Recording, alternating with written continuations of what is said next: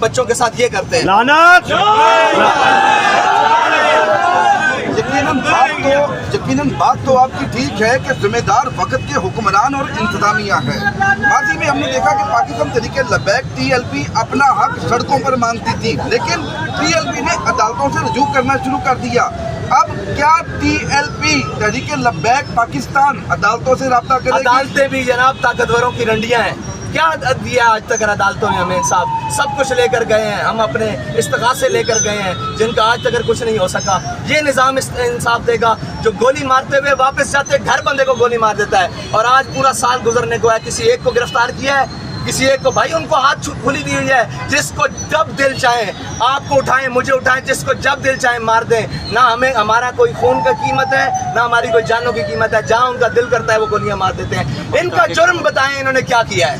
یہی بات ہمارے یہاں پر ایک صحافی بھائی کہہ رہے تھے کہ پاکستان میں تمام مذہبی جماعتیں دور کی بات، یہاں پر اقلیت کرسچن اور ہندوؤں کو بھی یہاں پر پروٹیکشن دی جاتی ہے، لیکن یہ ظلم پاکستان تحریک لبیک کے ساتھ ہی کیوں؟ ایسا خون ارزاں پوری دنیا میں کسی کا نہیں ہوگا جس طرح کے ہمارے کارکنوں کا اور تحریک لبیک یا رسول اللہ سے وابستہ لوگوں کا ہے، کہ جس کا جب دل چاہتا ہے، وہ خیبر پختونخوا ہو، وہ اسلام آباد ہو، وہ وزیر آباد ہو، وہ لاہور ہو، جس کا جب دل چاہتا ہے وہ اتنی جناب لاشیں گرا دیتا ہے اور اپنے پتہ نہیں کس کو خوش کرتے ہیں، کیا کرتے ہیں، کیا چاہتے ہیں ہم سے. مارنا چاہتے ہو ایک دفعہ بم مارو، ایک دفعہ سب کو مارو. یار یہ روزانہ کا کیا ہے؟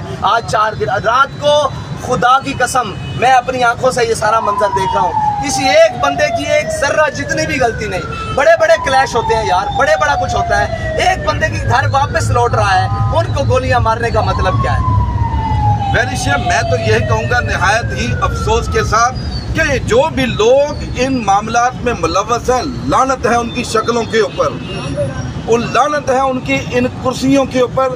اب جس طرح سعد حسین رضوی صاحب بتا رہے ہیں کہ 3 کلومیٹر ابھی فاصلہ رہتا تھا، یہ 3 کلومیٹر پہلے ہی ان کو ارادے لگ کے پتا کہ ان نامرادوں کے ارادے کیا ہیں، یہ لوگوں پر چیلنج کریں گے. ماضی میں بھی انہوں نے بھگتا ہے، انہوں نے دیکھا ہے، انہوں نے شہداء کے جنازے پڑھائے ہیں.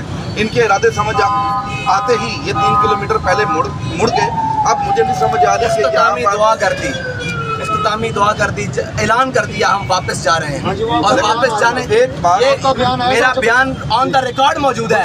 ہمارا ٹرالا بھی مڑ چکا، ہم واپس ہو چکے، اور پھر 3 کلومیٹر تک، یعنی کہ منزل سے 6 کلومیٹر تک دور ہمیں گولیاں ماری گئی. جو مجھے یہ سمجھ آئی کہ جو عمران خان صاحب آپ چاہتے ہیں، آپ پتہ نہیں ساتھ کرتے ہیں یا نہیں کرتے، آپ چاہتے ہیں کہ ملک کا بیڑا غرق ہو جائے، ملک کا کھانا خراب ہو جائے، پاکستان تحریک لبیک پاکستان کو بند کر دے، پاکستان کی معیشت تباہ ہو جائے. اسی کے ساتھ اپنے میزبان کامران کو اجازت دیں. اللہ حافظ.